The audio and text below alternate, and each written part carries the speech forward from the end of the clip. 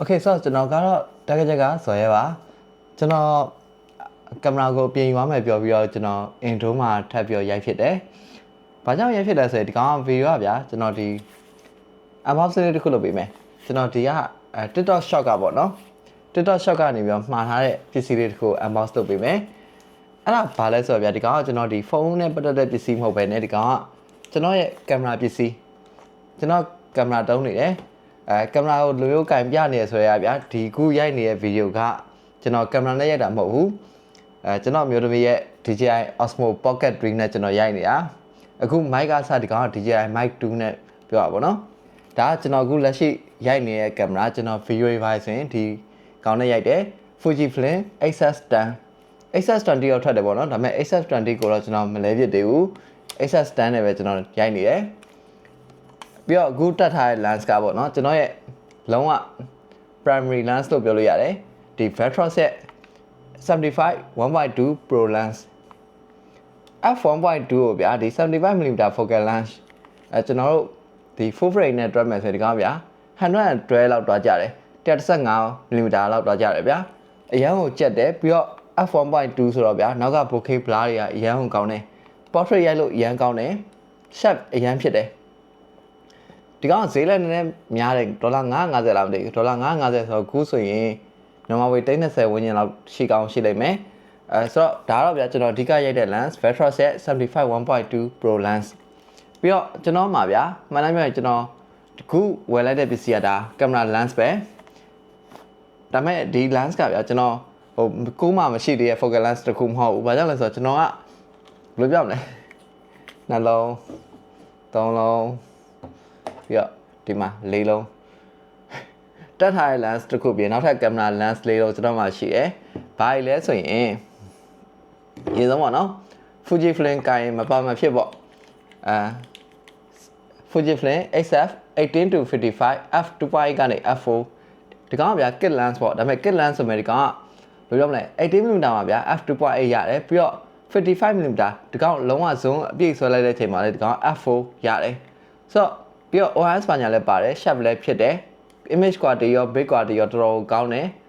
ဆိုတော့ဒီ lens ကဗျာ kit lens တွေမှာလုံးဝတော်တော်လေးကိုမိုက်တဲ့ lens Fujifilm ကင်မရာတစ်လုံးသုံးရင်ဗျာဒီ lens ကရှစ်တက်တယ်လို့ပြောလို့ရတယ်ပြီးတော့နောက်ထပ် lens တွေကကျွန်တော်ဆင်းလိုက်တော့မယ်ဒီကောင်က Viltrox ကထုတ်ထားတာပဲ Viltrox ရဲ့ 23mm f1.4 ဒီကောင်ကဗျာဘာလို့ကျွန်တော်ဒီ lens ကိုရွေးလဲဆိုတော့ဒီ lens ကကျွန်တော်ပုံမှန် video ရရင်ကျွန်တော်ဒီ A cam ပေါ့နော်ကျွန်တော်ဒီလိုမျိုးပြောတဲ့ talking head ကင်မရာကိုဒီကောင်ကဒီ lens နဲ့ရိုက်တာများတယ်။ဘာကြောင့်လဲဆိုရင်ဒီ 23mm focal lens ဆိုတာဗျာကျွန်တော်ဒီ APS-C ကနေပြီး full frame ကိုပြောင်းလိုက်တဲ့အချိန်မှာဒါ 35mm နဲ့တွားညီတယ်။ဆိုတော့ဗျာဒီ 35mm focal lens ကဗျာပြောမယ်ဆိုရင်တော်တော်လေးကို natural ဖြစ်တယ်။အခု DJI Osmo ဆိုရင်ဗျာတော်တော်လေးကို wide ဖြစ်တယ်။ဒါပေမဲ့ဒီ 35mm focal lens ရတဲ့ဒီ 23 1.4 နဲ့ကပို့ပြီးတော့ဗျာနည်းနည်း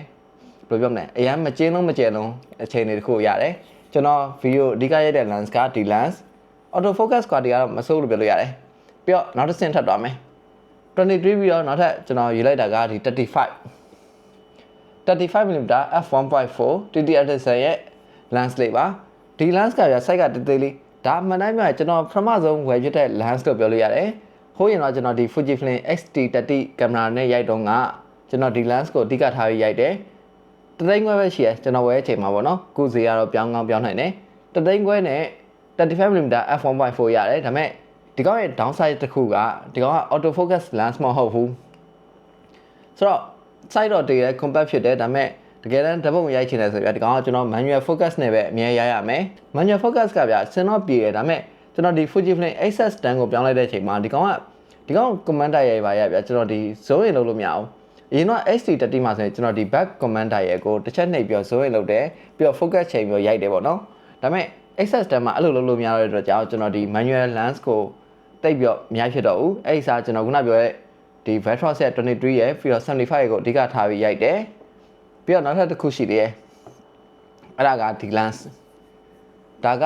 နောက်ထပ် manual lens တစ်ခုပဲဒီကောင်က7 Edison ကထုတ်ထားတဲ့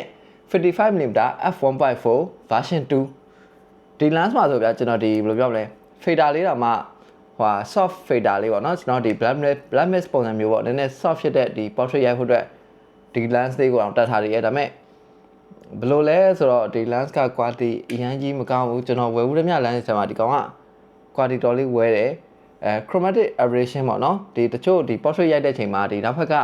ကျွန်တော်ဒီအလင်းကျတဲ့နေရာမှာဗျအလင်းနဲ့ဟို contrast များတဲ့နေရာမှာကျွန်တော်ခန်းအောင်တန်းတာလေးတွေအဲ့ဒါတွေအရင်ဖြစ်တယ်ဒီ purple fringing ရော chromatic aberration ဒီ color shift ဖြစ်တာတွေရောတော်တော်လေးကိုဒီ lens မှာကြုံရတယ်အဲ့ဒါနဲ့ဗျဒီ lens ကကျွန်တော်ဝယ်ထားတယ်တခါမှတခြားမရဖြစ်တဲ့ lens လို့ပြောလို့ရတယ်ကျွန်တော်ကြိုက်တဲ့ focal lens ဗျဒီ 55mm ဆိုတာ full frame မှာဆို 84mm ရှိတယ်ဆိုတော့ဒီ 85mm ဆိုတာဗျာ portrait ရိုက်မယ်ဆိုဒီလုံးဝ gold standard လို့ပြောလို့ရတယ်ကျွန်တော်အမြင်မှာပေါ့နော် 85mm focal lens ကဗျာကျွန်တော်ဒီ75ဒီ 112mm လောက်ထက်အများကြီးပို့ပြီးတော့ flexible ပို့ဖြစ်တယ်လူတစ်ကိုယ်လုံးရိုက်လို့ရတယ်ဒါဆိုဗျာဟို half လောက်ပဲရိုက်လို့ရတယ်လူတစ်ကိုယ်လုံးရိုက်ချင်တယ်ဆိုရင်အနောက်ကိုတမိုင်လောက်ဆိုရတယ်အဲ့လောက်ကြီးကိုကျွန်တော်မဖြစ်ချင်တော့ဘူးပြီးတော့ခုမြင်ရတဲ့အတိုင်းဗျာကင်မရာရော lens ရောအရန်ကိုကြည့်ပြီးအရန်ကိုလေးတယ်ဒါကိုဗျာ walk around ကျွန်တော်ဒီ street ရိုက်ဖို့တည်သွားလို့လုံးဝအဆင်မပြေဘူးဆိုတော့ကျွန်တော်ဒီ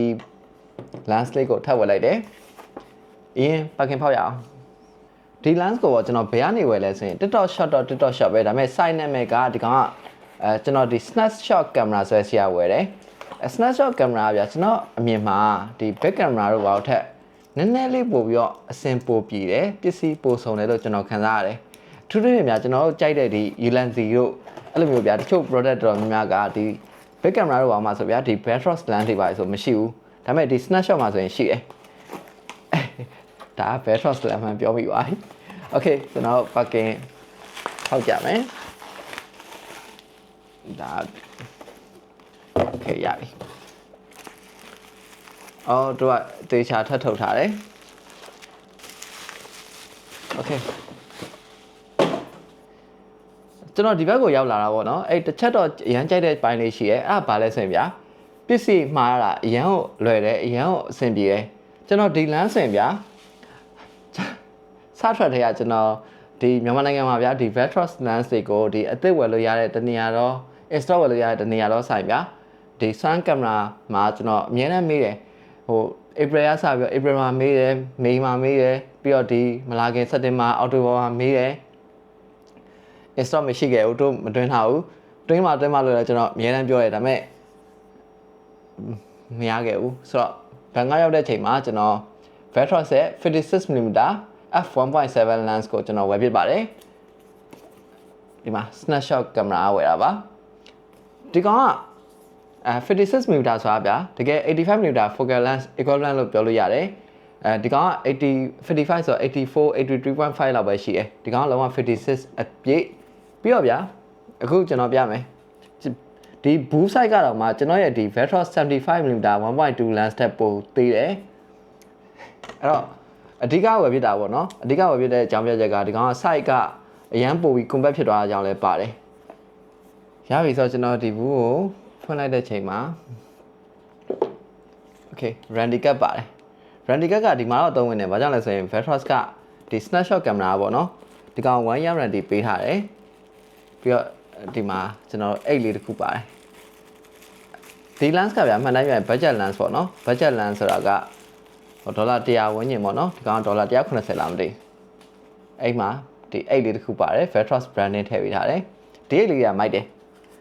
ပြီးတော့ကျွန်တော်တို့ဒီမှာ lens ပါပြီ lens ကိုထုတ်လိုက်တဲ့ချိန်မှာတဲလေး lens ကဒီ size လေးပဲရှိတယ်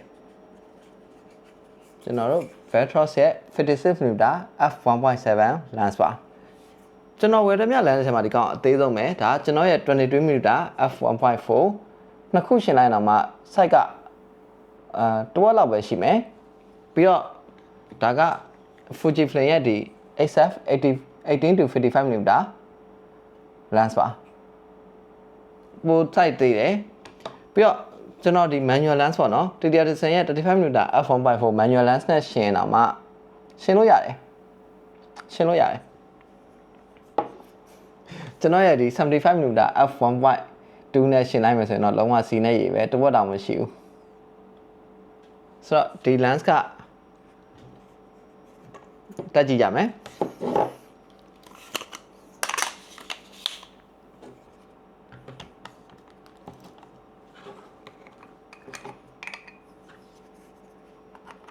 ပေါ့လေပေါ့လေးပဲ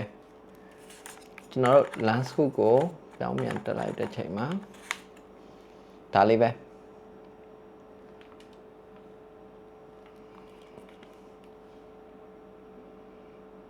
ဒါကဒီ Viltrox ရဲ့ 56mm f1.7 lens ပါ auto focus လည်းရတယ်ဆိုတော့ကျွန်တော်ဓာတ်ပုံနည်းနည်းရိုက်ကြည့်မယ်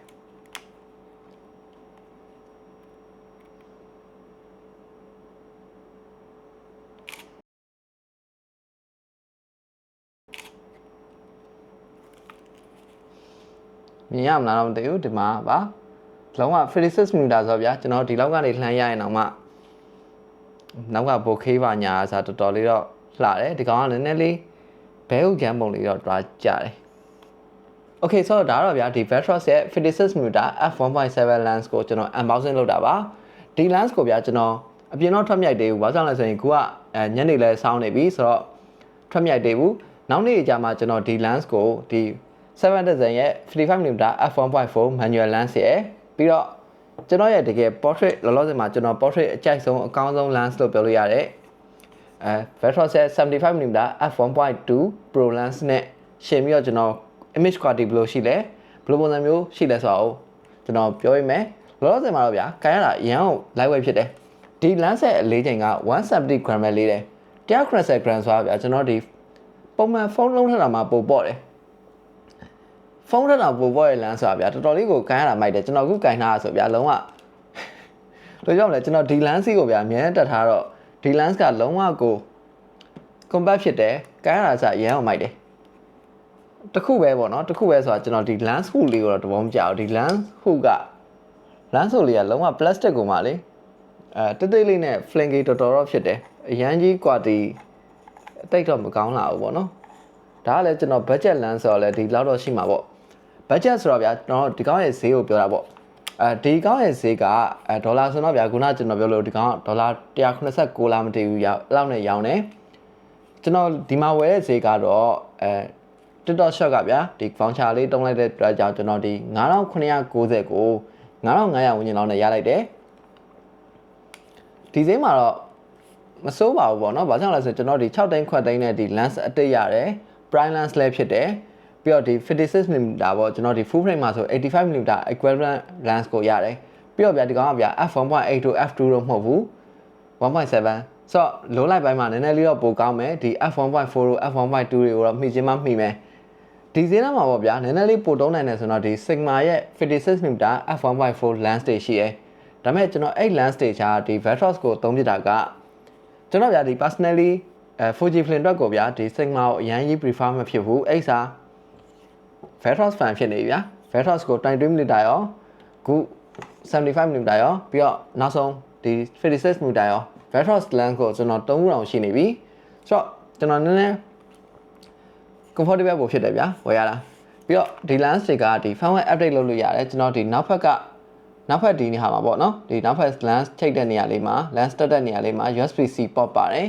USB-C port ကနေပြီးတော့ကျွန်တော်တို့ဒီ firmware update တွေလည်းလုပ်လို့ရမယ်ဒါဖြစ်ခု video ကတော့ဗျာဒီ Viltrox 56mm f1.7 ရဲ့ unboxing video ပါ unboxing ဆိုတော့ကျွန်တော်စကားလေးရှင်းတဲ့ video ဆိုတော့ပုံမှန်တယ်ပေါ့နော် Okay ဆိုတော့နောက်မှာပဲကျွန်တော်ဒီ lens က image quality ဘယ်လိုမျိုးရှိလဲတခြားသုံးရတဲ့ user experience ဘယ်လိုမျိုးရှိလဲဆိုတော့ထပ်ပြီးတော့ video လုပ်ပေးပါမယ် bye bye